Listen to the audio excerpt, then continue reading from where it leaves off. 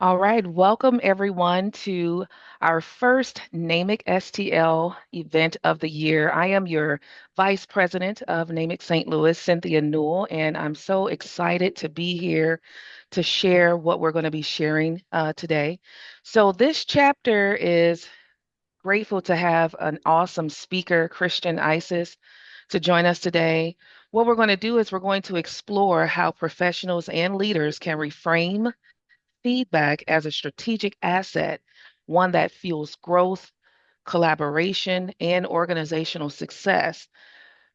And so we're going to learn how to view feedback as a tool for leadership excellence. Whether you're in a leadership role or an individual contributor, you can use feedback to promote innovation. Um, Christian is going to talk to us about how to apply constructive feedback to strengthen us as an individual performer and performing on a team. And then we're going to learn how to build cultures of trust, reflection, and continuous improvement. And so I'm grateful to have Christian here. Just a personal side note, I met Christian when I started at Spectrum back in 2017. He was the senior manager, I believe. He was the senior manager of the call center, the Bridgeton call center. And his warm personality, his genuine, authentic self. He would walk the floors and check on employees. He was very warm and inviting, and he made you want to work and do your best. And when I found out he was here in Charlotte, I just had to share him with this community because he's such a great individual. So I'm just going to share some feedback, his biography with us. So, Christian Isis is the Director of Supply Chain Project Management at Spectrum, where he leads key programs across direct to customer fulfillment, supplier quality, demand and supply planning, warehouse operations, inventory, distribution, and transportation. He also oversees the PMO technology portfolio, driving strategic, execution and elevating operational performance across the enterprise. Prior to his current role, Christian served as a senior manager of field operations, process engineering, where he guided technician processes, tools, standards, and compliance for charter communication. In this capacity, he redesigned and optimized end to end field operations overflows, consistently delivering high value improvements for customers and regional stakeholders. Throughout his charter tenure, Christian has held multiple leadership positions, including regional project manager for Florida, supporting fulfillment, engineering, and construction, operational readiness manager, where he built and enhanced Agent OS troubleshooting flows from the ground up, and internet voice call center manager, overseeing call center operations and strategic queue performance. Christian began his telecommunications career with Cablevision on Long Island, New York, gaining 13 years of hands on and leadership experience across customer service, supervisory roles, and rotational assignments, including ECAF lead and interim supervisor. He holds a BS in Business Administration from Hofstra University, a certificate in Global Chain Management from the Wharton School, SCTE, Agile Leadership from Cornell University, along with professional credentials including PMP, PMI-ACP, ICP, PPM, and Six Sigma Green Belt. Christian also serves as a chairman for the WIC Executive Board, supporting leadership development for women across the cable and telecommunications industry. So, without further ado, I will give the floor over to Christian. Thank you, Cynthia. Super excited to be here. Uh, just listening to some of that stuff is just, I'm very humbled because this is going to be a direct correlation to our topic today. I couldn't have done each of those things without always asking for feedback. I mean, it is key in every step in my career that I turn to. So before we get started, I just wanted to do a quick exercise with everybody, just to kind of center us and getting prepared for what we're going to discuss. So if we just can get our both feet flat on the floor, right? Just relax your shoulders and just start taking some deep breaths, right? Just breathe in and breathe out. Right now, I want you to close your eyes and I want you to take a deep breath and hold it for me. Ready? On three. One, two, three. Deep breath, hold.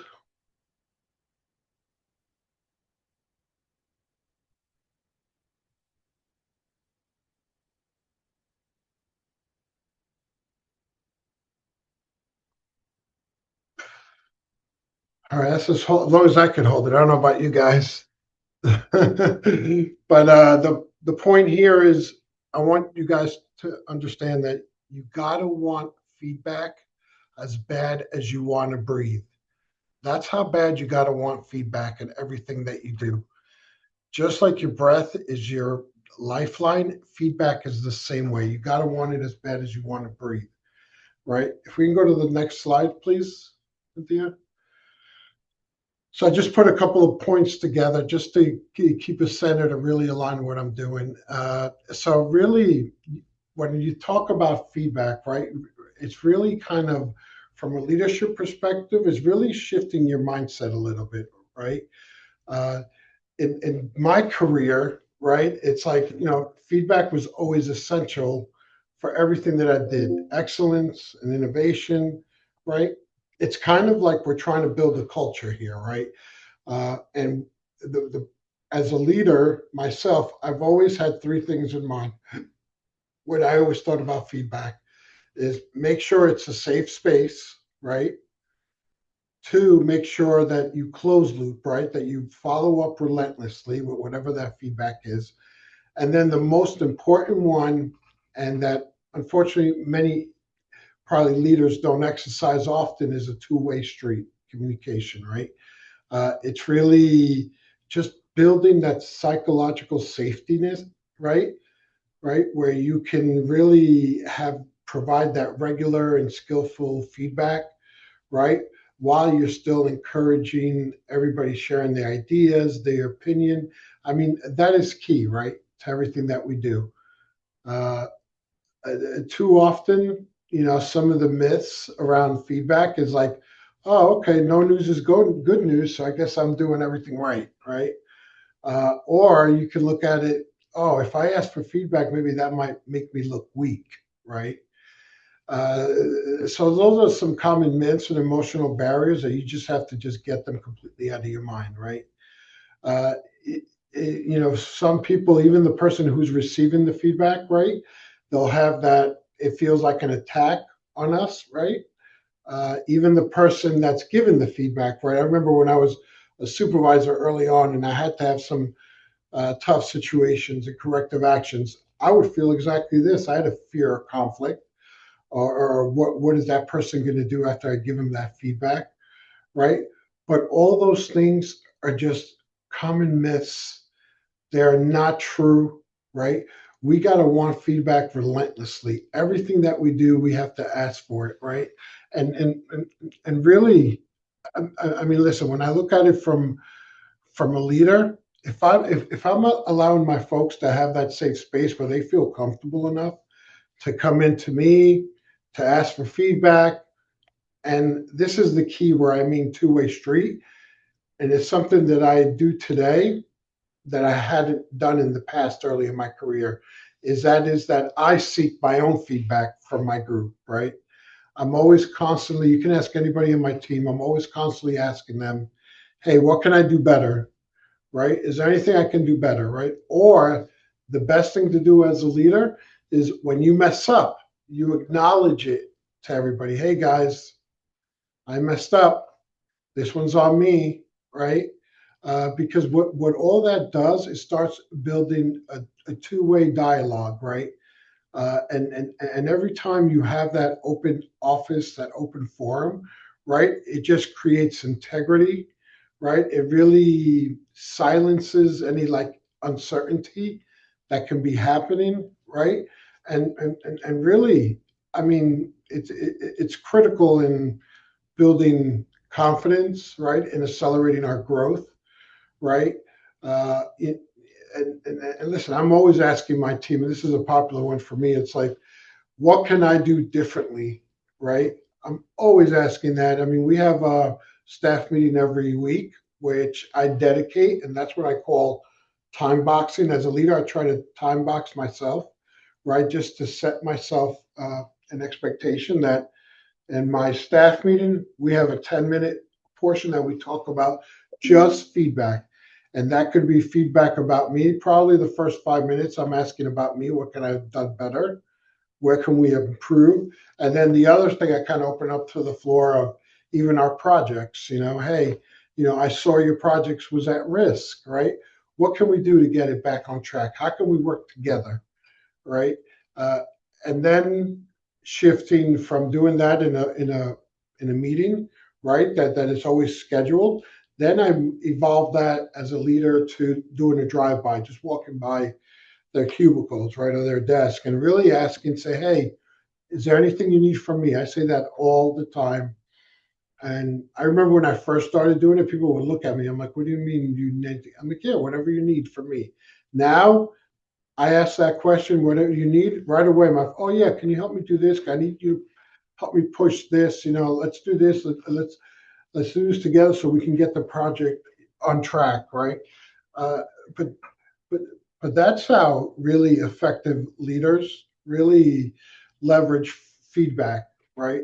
By really, I remember when I was in Bridgeton, I reported to Ray McFadden. He was a VP, and he always used to say, "Inspect what you expect."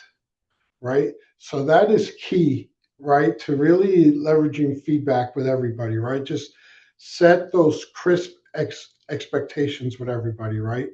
And what does that really mean? It's really kind of defining what good looks like, right? What does good look like here, right? What decisions need to be done? Are there deliverables, right? And then really writing out that acceptance criteria, right? So right out of the gate, you can set crisp expectations. That's key. And then offering your folks skip levels. So I am the corporate director right now, so I report directly to an SVP. However, my folks will have a check-in with my SVP. That's kind of what's the skip level, like they're skipping me, right? And that's critical. Just knowing that they have that, that forum where they can talk to my boss, right? I mean, that is something that really goes back to what I said is really building that confidence, that trust with your folks, right? And then the third area that I really want to uh, really talk about is just avoiding some common pitfalls, right? That can hinder that as an effective leader. Some areas will include just being vague about stuff, right? I mean, that's never good, right? And listen, some of these things I've learned the hard way. I've learned by making these mistakes, right? And that's how I've gotten better. It's just by learning by doing mistakes, or other folks have given me that feedback, right? Some it could be personality based feedback, right? It should never be about personality based feedback. It should be performance based feedback, right? Not how somebody might feel about a certain thing. It should be about the performance work that we're doing, right? Some other pitfalls is that I've seen other folks do is kind of, public critique for sensitive items, right? Trying to critique in a public forum about something that's critical or sensitive to somebody, you always have to really understand your folks and really be sensitive. I remember when I used to check in with folks on a daily basis, I used to ask, hey, how do you like feedback delivered? Right? Do you like to be direct? Like somebody like me, no problem. I used to always say, don't fluff it. I was raised and born in New York. Just give it to me straight. I don't care, right? But that was me. That's just how I liked, right? Other folks is like, well, I want you to give me feedback with examples and be a little, softer people skilled, right? So I would always be mindful as a leader, right? How they would like to have feedback delivered, and I would simply just ask, how do you like feedback delivered, right? So that's another pitfall where I see some other leaders sometimes doing, or even asking for input without acting, right? The worst thing you can do as a leader is to ask for feedback or input from your team or for someone, right? And then not acting upon it. I'm sure a lot of us have seen that. That's a common one that I see most of the time, especially early in my career. Everybody, they'll collect the feedback. Yeah, yeah, yeah. They get busy with their daily workflow, whatever they do, put it to the side, and nothing ever happens. And what happens? We're all left wondering, well, why did I even give that feedback? Nothing, no follow up. I didn't hear anything. So that's a common pitfall that I always, call one out because it's so critical. Is to follow up, even if you don't have an answer, or even if it's a complex problem that we have to resolve. 9 out of 10 times, what I like to do is I handle that completely different. Like if someone walks into my office and they say, "Well, Christian, I would like to do this, that, and that with the project." Do you know what I say to them? I say, "Okay, so why don't you go ahead and try that? Go ahead, go do it. Try it. If that's how you feel, try it." So they'll go, they'll try it, and a few days later, they might come back knocking on my door and they'll say, "Oh, it failed horribly. It's no good. Now it's broken." And what I say to them is like, "Okay, so what are we going to do about fixing it?" "Oh, we should do A, B, and C." I'm like, "Okay, so let's go. Let's fix it that way," right? But being doing that intentionally, right, is to get our folks, right, just give them that freedom to go ahead and to explore, right, to this way. If there's feedback that something is broken, now it's a two-way street, right? We're building that integrity, right? uh, Another one that I think about also a lot is just waiting for your annual reviews. How many of us? It's a yearly review, and that's when we're talking about how the year went, right? It should never be a surprise. It should never be waiting for the annual review. Multiple times a week, I talk to my folks, right? I mean, we know exactly where we're at. So by the time we get to annual review time, it's such a natural conversation whether that person is getting a 3 or if that person getting a 4.8. I mean, everybody knows exactly everything, right? And that's because you have those daily conversations, right? And one last area I want to touch upon when I think about pitfalls is just, you're sitting in the meeting, right? You're in there doing your check-in with each other. You're talking about things is focusing on too many things at once, right? I remember when I got into manager and I started feeling a little bit dangerous myself. It was like, oh, this is going to be the best check-in or the best coaching ever, my one-on-one. And I would write up these long 30, 60, 90-day plans of coaching sessions. My people would come in and they'd be looking at me like, like I'm crazy probably, right? Because I had laid out a 30, 60, 90-day plan with like 10, 12 things they have to change. So that was a mistake that I learned early not to do, right? It's better to focus on one item and perfect it before you can move on anything else. So that's just some of the pitfalls that I avoid. If you want, you can go to the next slide. Thank you. All right. So using feedback to strengthen performance. So this one I gave a lot of thought, right? Too, because a lot of this starts with us, right, as leaders. It's some of the questions that I ask myself is like, am I aiming to help them succeed, right? Am I doing everything I can? Too often, people come up to me and we'll have these discussions about careers. And I always say this to them, like, listen, my job is not only to get you to perform here, right? Is to get you to spread your wings, right? Is to listen. If they would get promoted to a position higher than me, let's say a VP, I'd be the first one championing them along and applauding them, right? Uh, so that's the kind of mentality that you have to have as a leader. That you're not only here just to do the task and to keep the business moving, but we also have a great responsibility to not only strengthen their performance, but also get them to move along, get promoted, to really get them to be where they want to be, right? And if that means I have to have, I mean, many times have I done, even in the call centers, someone told me, oh, I want to maybe try dispatch. So I would set them for 2 or 3 weeks. I contact my dispatch and I would have them sit with an RSC or NFS, now we call it in charter, representative, and just shadow them for 2 days. And then they come back and they're like, you know what, Christian? I definitely know what I don't want to do. Right? When they originally thought they wanted to go get an interview and maybe they would have gotten hired. And then they got there and they found out it wasn't for them. So that's our responsibility and leadership. And and you ask yourself, well, how does that build performance?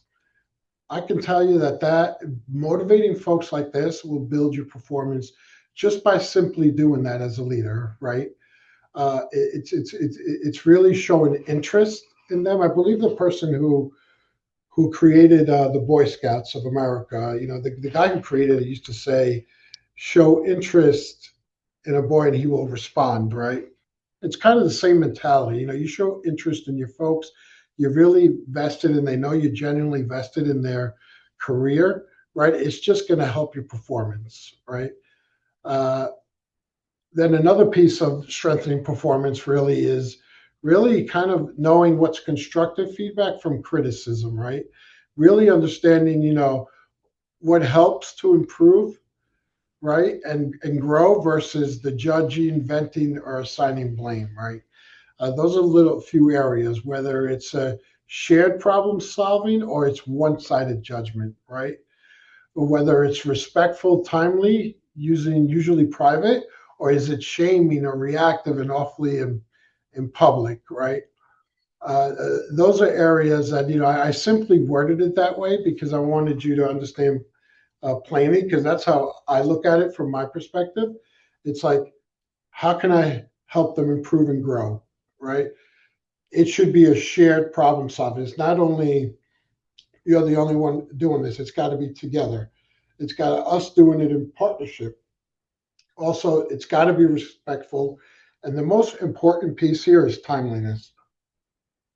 Because I found out through my career that the sooner you give feedback to when an issue happens, and specifically in the call center environment, when you're on a queue taking calls, you're listening in on the calls, you're monitoring, right?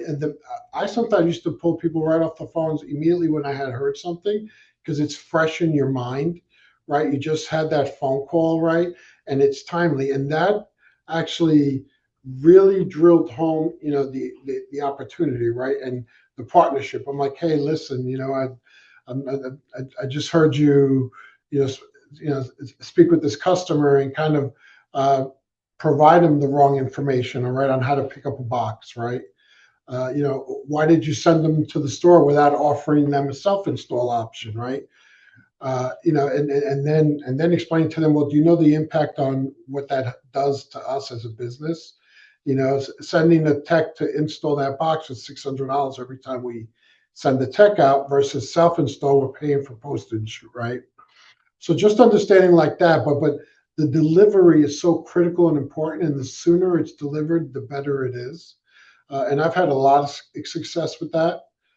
Uh, and then you got to also look at now the third piece of this is really how do you give feedback that drives performance and accountability, right? That's also on us as leaders, right? It's like you want to provide feedback, right? That's really, performance based, right? Everything should be performance based, should never be personality based, right? Uh, you have to be able to define exactly, right? Exactly what we're looking to get done, right? You want to stick to the facts. And again, like I say again, it's got to be timely, right? And then the third piece of this is accountability. That's where we seek understanding from each other, right? I call them smart commitments, right? But that's where we confirm, understand. Okay, we're trying to achieve this, that, and this. We're trying to do this today, right? Or if we're trying to improve, let's say AHT, right? I want to look at to reduce it by 10 seconds by the end of the month. It's got to be very specific, measurable. It's got to be attainable, right? All that's why I call it smart commitments. I mean, those are things that are critical. And then the fourth piece to really strengthening performance, and this is another critical area, is how to receive feedback with openness and confidence, right? Uh, listen, this is critical because especially as a leader, you're going to have a direct impact on how this goes, right? If your folks have openness and confidence, remember that open forum, doors always open, two-way street with integrity, right? You know, you know, us as leader have to lead by example. So I'm here.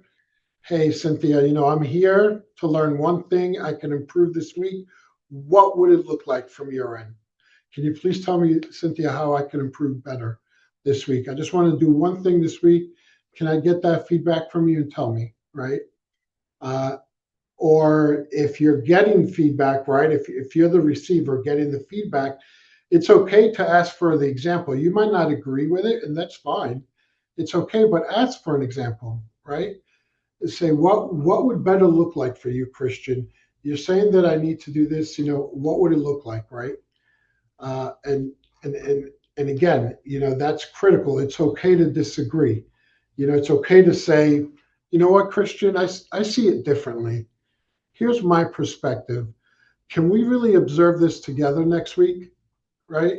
It's okay to do that. On the other hand, your leader's really going to really respect you for saying that, right? Uh, and then the other area is also when something is feedback is delivered to you as a receiver, and if it stings, people say, "Oh, it hurts," right? Because the truth hurts. People say, right? But if it stings, I'm going to encourage you to do one thing, is to really say, "Hey, Christian, thank you for the feedback. Let me reflect on it for a little bit, right? And then let me circle back with you tomorrow. I can't tell you this, even to today and day, what a valuable leadership lesson that is to me, because there's even to today, someone does something or sends me an email or something, and I immediately, feel that sting, and I'm like, okay, I'm writing this email, this and that. And one thing I've disciplined myself to do, when I'm writing an email out of emotion, I pick it up and I toss it to the side. And I have a rule that I come back to it in 1 hour. 100% of the time when I come back in an hour, I change the email completely. 100% of the time.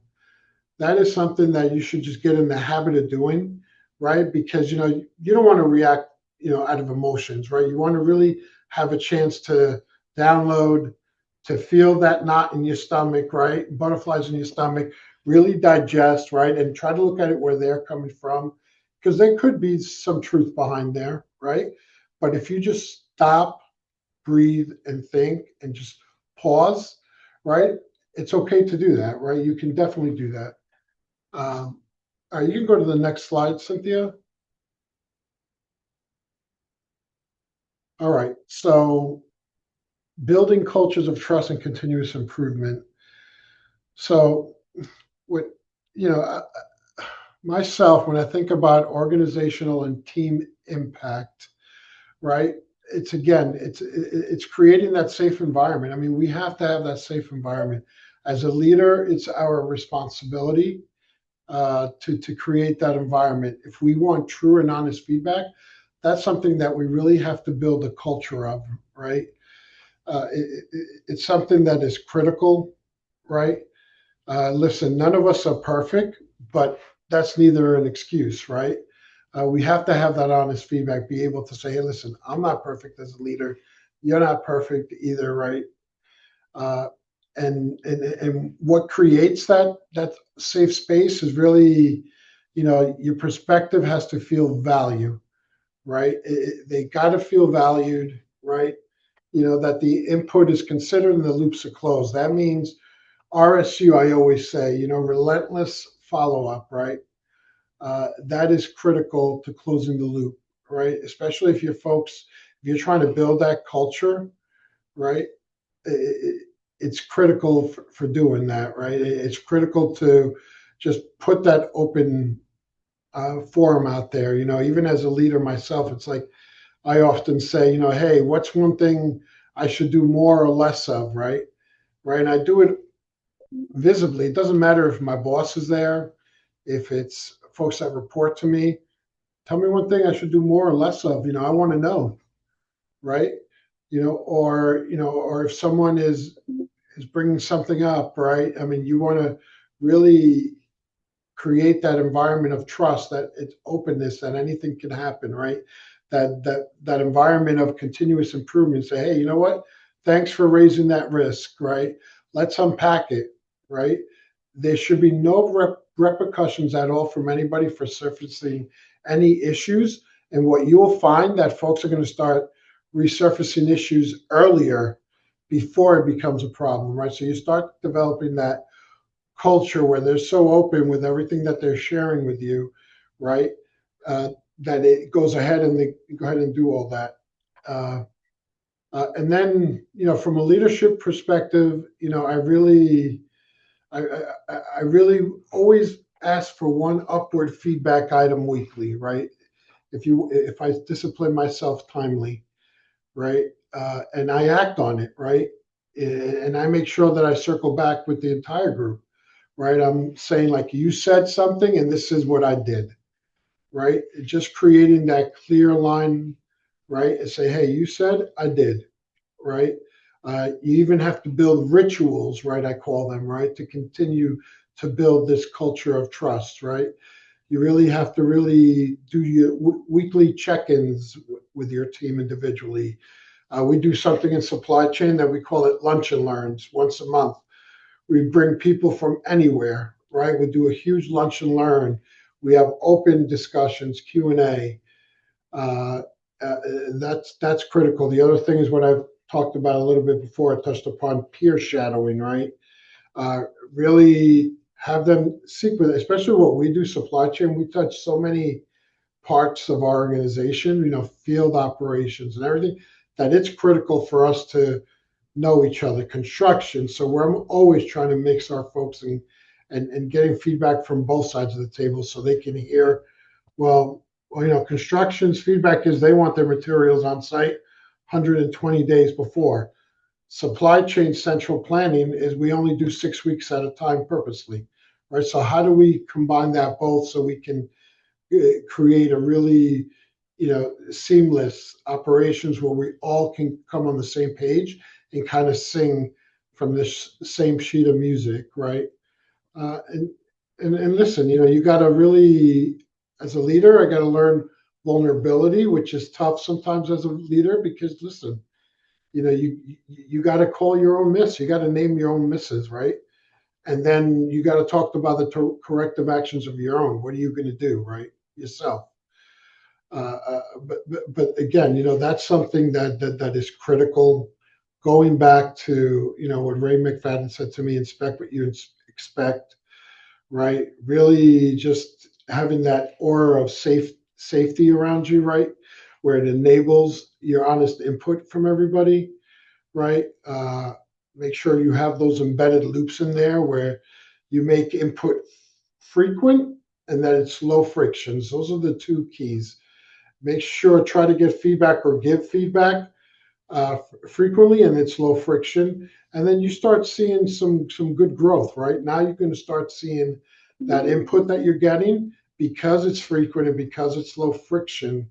It's really going to start turning into visible wins for yourself. Right. Uh, uh, those are certain areas where really, when you're trying to build a culture, to me it's straightforward, right? It's you got to have that two-way street to build that trust, right? Sometimes, if we're ever winning, that's another area where I do greatly. It's like, listen, it, feedback when I look at it, it's like a gift, right? It's a huge gift, right? And it's not only a gift, but it's like when I give feedback, I want folks to receive it as a gift. It's nothing negative. It's like I'm almost presenting it as a gift if I'm giving the feedback, right? Just as I take it as a gift if my folks have feedback for me. I mean, there's many times where people will come in my office, even a week or two ago, they walk in my office and they're like, "Listen, that's not going to work, Christian. What are you thinking about that?" Or, "Oh, I don't agree with your decision." right? That's how transparent my team and I are. That we're able to have those conversations. They can come in my office and tell me I'm crazy for making a decision or for supporting something, right? And then to me, that's a gift. I'm like, okay, great. I'm like, let's unpack it. Let's break it all down, right? Let's see why you feel that way. Is there a better way? Maybe you have a better way than I do, right? But you got to have that vulnerability as a leader in order to build that culture of trust and improvement. If you want to go to the next slide. So before I go into my call of action and I put together a little mini 1 week challenge, I really want to go ahead and kind of open it up, to the group and to see if there's any questions.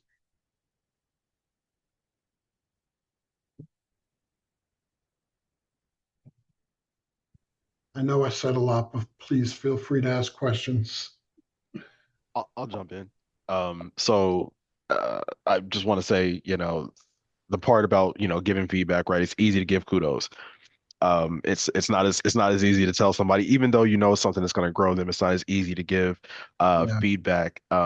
Did you find, I'm not quite in a leadership position myself. The only time I've found myself giving any kind of feedback is like coaching up to saying something to my manager. Do you find when you are in leadership and you have somebody under you who you do have to give feedback in order to help them grow? When you first started doing that, were there nerves involved? And then kind of how did you overcome some of that when you first started? Okay, great question. So, what is your role today? Right now, I'm a sales engineer. Sales engineer. And how many folks? You have folks that report to you? I do not. No, no. Like I said, I'm not a leader as of now. And I've only had to coach up and tell things to my manager, who is, he's over me, so it's kind of easier to say, oh, you know, I think this could have been done differently, as opposed to someone who kind of looks to me for guidance, right? It's a little, Yeah. Yeah. So that's more like we call like managerial courage, I guess, is what you're saying, right? yeah, probably that. Yeah. Yeah. So it's funny you mentioned that because throughout my career it's been hit or miss. Listen, to a lot of folks that you report to, you're gonna know the good ones that you reported to, and you're gonna know the ones that maybe are not so good, right? That you report to, right? And you learn really what to do and what not to do. Like early on in my career, I would go for feedback and I just get like a cookie cutter response, right? Just like, oh no, there's nothing, there's nothing good, everything's good, as long as you hit your numbers, this and that. No, I'm like, do you have feedback for me? Anything? I'll take anything right now. And they're like, no, no, they would just kind of check the box through everything, right? Uh, and then there were those that I can count probably in one hand uh, that would really give me feedback like I was looking for, right? And what I found is those were the ones that I really made me better, right? Specifically when I did exactly what you're saying, where I went to feedback with them, right? To them. You're going to get either two responses. One of them is going to be what I shared before. It's like, yeah, you take it, yeah, yeah, yeah, and then you put it to the side and nothing ever happens, right? Uh, or you're going to give that to somebody who does exactly that. Oh, let's talk about it. Let's unpack it. Let's put your feedback down. Let's incorporate everything, right? The key thing that you can't do is get discouraged with the person that doesn't, you know, really act on anything that you're saying or just says, yeah, checking the box, we're moving on, we're good. You can't get, how can I say this? You can't let it discourage you because a lot of times you don't know what that person is going through in the background. There could be other stuff in the background. So when I always said that to myself, it's like not not acting on emotions or holding it personally against them, right? I would when I found out. I'll give you a real world example. Many years ago, uh, there was a manager. I was a supervisor. Always giving them feedback. This person just did not. I didn't feel the person liked me. I didn't feel, you know, how I felt is as long as nothing made it to his desk, as long as no escalations came to his desk, he's just kind of was a person that says, here, go do your job and make sure nothing makes it to my desk. You're good. I'll leave you alone. We'll meet once a year and it's over. Right.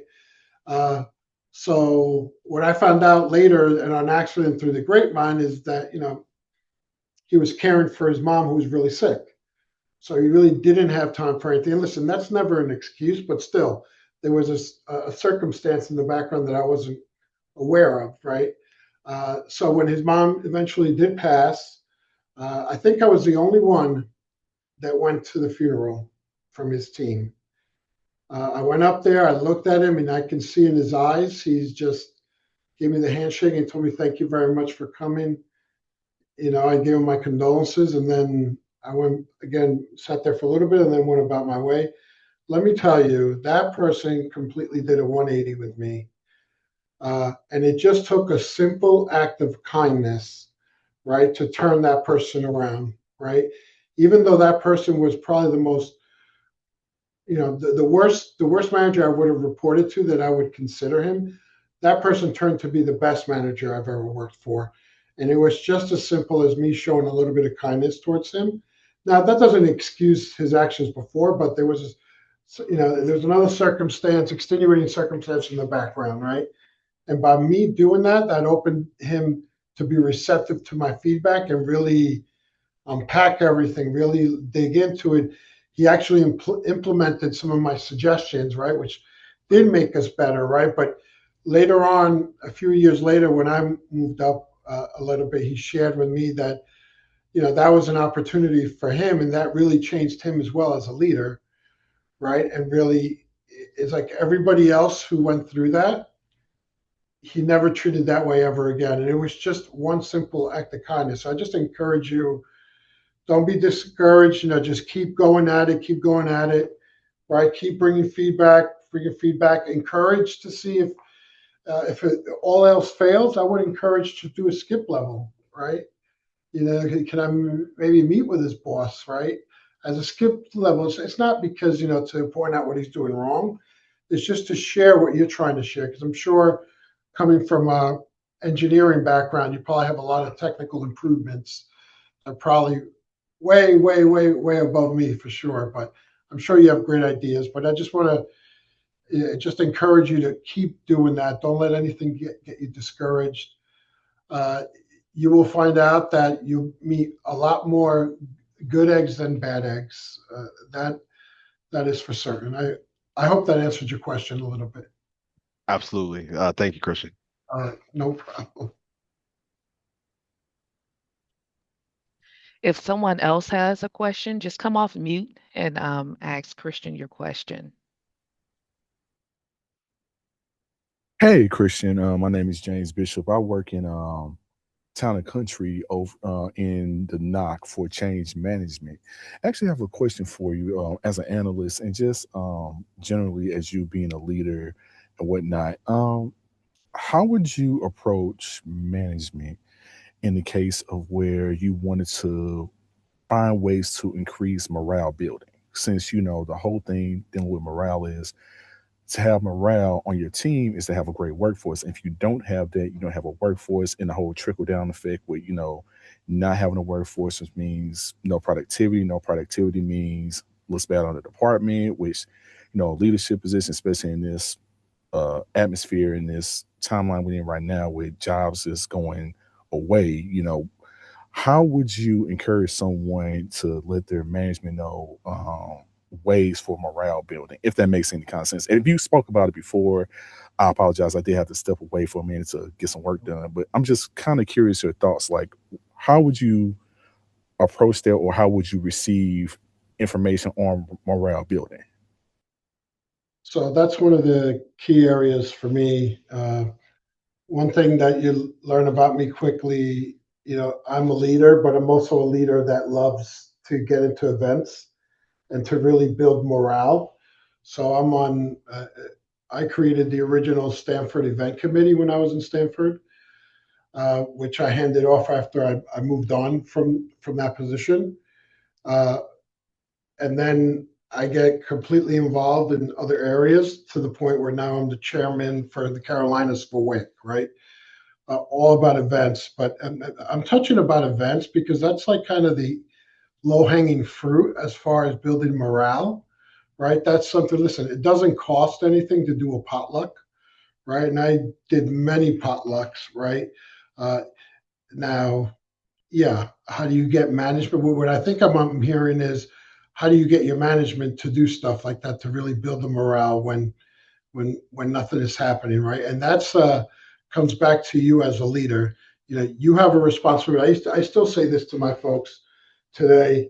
You know, doing an event, doing a morale building, whether it's we're doing a potluck, whether we're doing for the holidays a cookie exchange, right? Whatever it is, all that is just as important as if I'm sitting in a meeting, right? Talking about something pressing, right? Whether it's a workforce reduction, right? Whatever it is. To me, that's just as important as one is the other because you can't sacrifice morale if because too often what happens to leaders is like they'll push that stuff like, oh, that's the last thing on the list. Oh, something got to give. It's going to give that. No, I can't attend the event committee. No, I can't. We got to cut dollars somewhere. First thing that we cut is the Christmas fund, right? It cannot be about that because that is just as important as the other. So, as a leadership team, we always build a budget for employee relations. So, regardless of what state and affairs the company is in, we always have an employee relations budget. So, there's always something there, right? Uh, uh, so, my suggestion would be to get a leader engaged to buy into that. Sometimes you got to put together a real thought out plan sometimes to catch their attention, right? And I've done that in the past where I've had a leader that told me, you don't have 1 cent to spend this year. And I'm like, wait, I know we have 30,000 in the budget, right? For employee relations. And I get it, it's probably for the whole footprint, but there are some monies there that we could use. And you're telling me, no, we can't. So does that stop me from doing anything? No. And I'll speak uh, easily just recently, right? There were some, there was a workforce reduction, right? There was some monetary, financials. We had to look at our financials and our business acumen and really couldn't do what we did last year, right?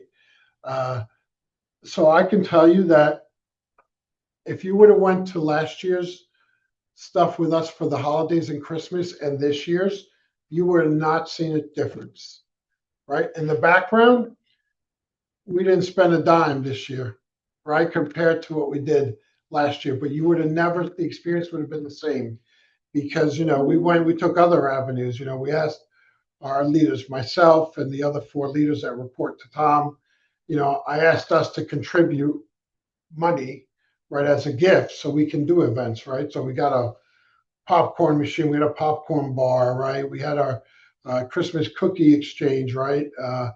We did, we brought in, we we paid for the meat with the donations, right? And we asked people to bring to potluck the sides, right? Uh, but all those stuff, and the reason I keep going to this potluck and events area, because that's the low hanging fruit that you can do that will begin the morale building, right?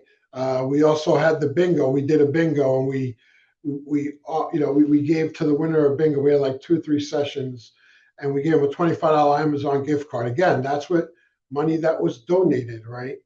From the leaders, so no issues there, right? Another way that we did also recently, and actually I came on, actually they quoted me on Panorama for the food drive that we had in the Carolinas, because I turned into our food drive. I remember I'm like, what else fun thing can we do during the holidays?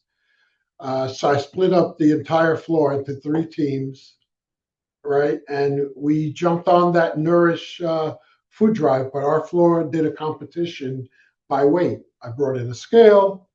We did a competition. It was free. It's just donation. Let me tell you, last year, the Carolinas donated almost 4,000 pounds of food, and our floor did 4,000 pounds alone because it turned it into a competition, photos. People loved it, and that built morale. So don't always think that. don't always think that the leader is the only one that can initiate that morale, right? It can also come from us, right? We can do that easily, right, ourselves. And sometimes they need to see us in order for them to. We have to set the example in order for them to continue to do that, right? And that's kind of my answer is to that. Just do the stuff. Yeah, get in if you need to get buy-in from your leader. That's fine. But when you do a well thought out plan, and if you even start with, I would recommend to start with a plan that doesn't cost anything, like a food drive, right? Like a cookie exchange, right? Or we also did chili contest, right? Start with that, but write it in a thoughtful plan and the reason why you're doing it. That is to create morale, engagement. I promise you that once you do it that way, then the other stuff is going to start coming. They're going to get on board fairly quickly. Oh no, I definitely appreciate the information. That's something I'll definitely consider, and actually was taking some notes while you were saying everything. So no, I definitely appreciate the information. No problem. Awesome. Well, we have, if anyone else has a question, just put it in the Namic chat. We'll make sure to get it to Christian, and he can answer it. We want to give him time to go through his last slide with us. So Yeah, thank you. you're welcome. So this is pretty simple. I mean, my call to action is straightforward. Just make sure that you're explicit about the purpose of each feedback loop that you do. What outcome are we looking to improve? Be specific of what we're trying to do together, right? Like I said, before, too many points are no good. Just pick one area, one little area that we need to improve. We need to improve employee morale, right? Let's work on that together, right? And that's another avenue that you can take it, James, is to also bring it as feedback in your check-ins, in your weekly check-ins. Hey, this is what I want to do. So make that your the outcome that you're trying to improve, right? Use that as another avenue for you to really champion that feedback, right? And then tie your feedback to what looks good, okay? So you want to improve morale, right? So what does good morale look like, right? And then define it and tie it to that feedback. So we know what good looks like, what success is going to be. If we get half of the floor to join into engagement, right, to sign up for the food drive, right, or create it in 3 teams, right? So be it. Let me tell you, that food drive it got so crazy that myself, my team, other teams, I had 1,000 pounds of food stashed. I went to Restaurant Depot and I bought these 100-pound bags of beans and rice, and I had it stashed, and we were waiting for the last second when the window closed to try to outbeat each other, right?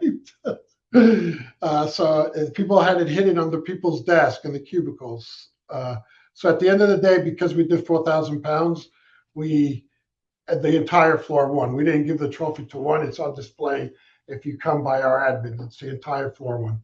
But anyway, just make sure you tied feedback to what good is looks like, right? And make sure that you got to ask, right? Seek what behavior-based input is.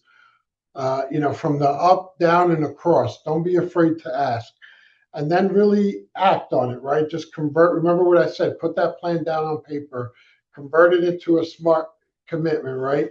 And make sure you check in, say, this is what I want to do. I want to improve morale. We want to get 50% engagement from the entire floor. We're going to check in here before the food drive ends, right? And then if you need help, just ask for it, right? But act, do something, right? And then audit it at the end when everything's done. In my world, we call it a post-mortem in project management, where we like to close the loop and learn. It's like, okay, you said this, you said you want to improve employee morale. We did this, and this was the result, right? Is there anything that we can improve better the next time? Instead of opening up to our floor, do we want to do the whole building? Whatever it is, just make sure you always have that conversation. So that's kind of my call to action to you guys. And really, what I'm going to ask you guys, just try. Sometimes you got to crawl before you can walk, and walk before you can run. Right? Baby steps sometimes. So just go back to your team, or James, go back to your manager and just ask him, hey, hey, do you mind if I talk to you for 2 or 3 minutes, or on your next check-in? What's one thing I should do less of next week to make your work easier, right? And then listen, turn that one piece of feedback into, put a date to it, make it measurable, right? Schedule a midway checkpoint, right? And really, then on Friday, just share, hey, listen, I want to give you a brief update. You said this, I did this, the outcome was such and such, right? But start small, start somewhere. I promise you, and this goes vice versa. This is not only you, but also your leader can do the same thing. I do it all the time to a fault. I'm always asking people, what can I do more or less? What can I do to help? What can I do to help? But one thing is for certain, you got to want feedback as bad as you want to breathe. Think about that. Want feedback as bad as you want to breathe. I promise you, once you start getting that feedback, you're going to realize that, oh, all this time, it's not just a one-way street, it's a two-way street, because your leader's going to start asking you for feedback back and forth, right? And it's going to be a win-win scenario. So with that said, listen, if you're within charter, I'm only a ping away. You can email me, christian.ices@charter, if you're outside of charter. Whatever it is, I'm always here. I'm always willing to help, right? It doesn't matter if people report to me or not. I am here to help you. You want to do a mentorship, you want to set up 15 to 30 minutes every week. I offer that all the time. You'll be surprised how not many folks take me up on it. But those that we do, I mean, I hold them as dear friends, right? We still talk to this day. And we've been having that, whether it's monthly, whatever works for you. The forum is open. I want you guys to be successful. I want you to view feedback as receiving a gift, right? And I'm here to help. What can I do to help? Just let me know. Thank you, Cynthia. This is awesome. Yeah, and thank you so much, Christian. This has been amazing. So such an in-depth and informative talk that you've given. So again, thank you so much, and thank you everyone who was able to attend today. Um, we really appreciate it. In the interest of time, we'll get ready to get everybody back to their day. I do want to throw in a couple of things though. We have an upcoming town hall on February 17th of 2026 of this year. We definitely want to make sure that as we continue these events that you can try to show up to those. That will be put out there via social media and through our website. You can find that at namic.com or namicstlouis.com. That's our website, and also at Namic St. Louis on social media platforms such as LinkedIn. So definitely be looking for more events coming your way this year. And again, thank you everyone for coming out, and thank you, Christian, as well for the information today. No problem. Thank you. Thanks, everybody. Thank you, everybody. Enjoy the rest of your day.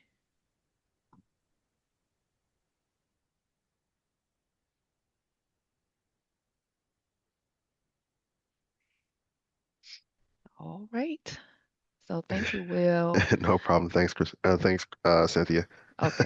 Have a good day, You too. everybody. Bye.